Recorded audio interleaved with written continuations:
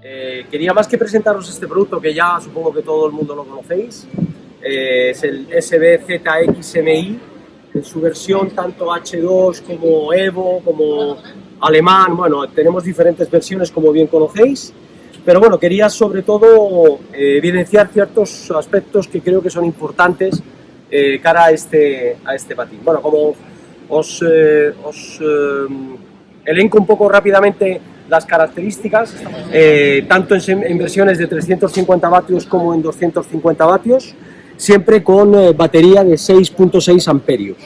Estamos hablando de un patín que puede llegar a los 25 kilómetros hora de velocidad máxima, y recuerdo siempre, teniendo en cuenta que es una velocidad en vacío. A eso le tenemos que aplicar las variables que son el terreno, el peso del usuario y el uso que le demos al acelerador. Bien, evidenciar diferentes cosas. Este patín tiene varios puntos que hay que tener en cuenta, fundamentalmente cara a las incidencias.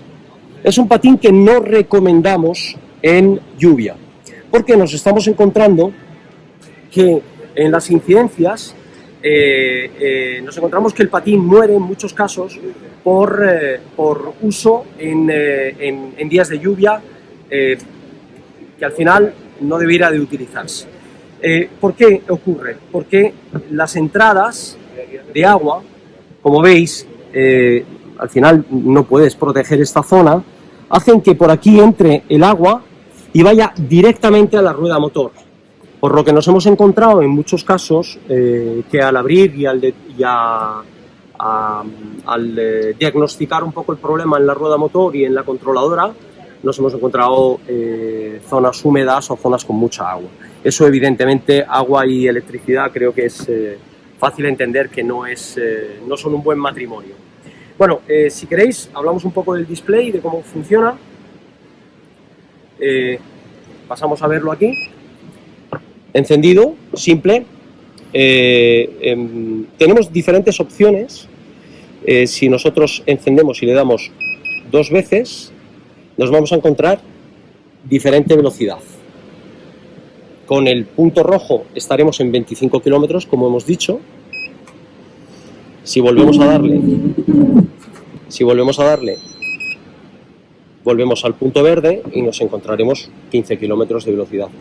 Recuerdo, los 15 kilómetros y los 25 son indicadores en velocidad en vacío.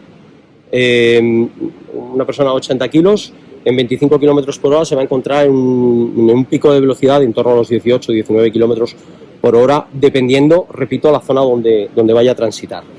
Si le damos un solo pulsante, una sola pulsación, vamos a encender la luz LED delantera y la luz LED trasera.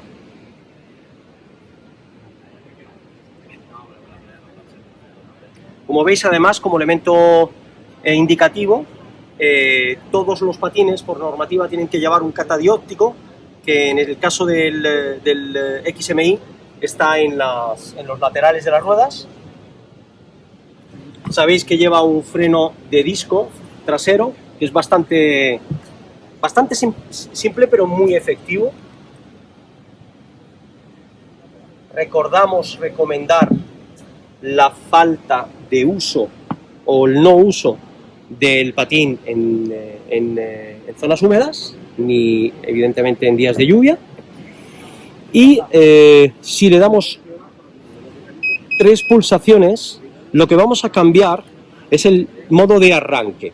Lo digo porque hay mucha controversia con esto, hay mucho desconocimiento, hay mucha gente que nos refiere que en las incidencias que el patín no funciona porque, como veis ahora mismo, le doy al pulsador y no funciona. Esto simplemente hemos activado el push and go del patín, que además recomendamos ese uso porque, dado que no tiene que emitir una gran salida de tensión nominal, sufre mucho menos la batería y le damos prácticamente duplicamos la vida del motor.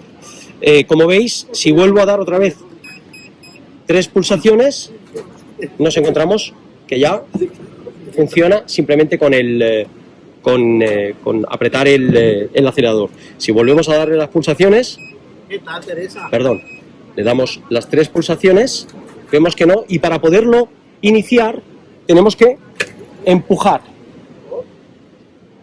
¿Veis?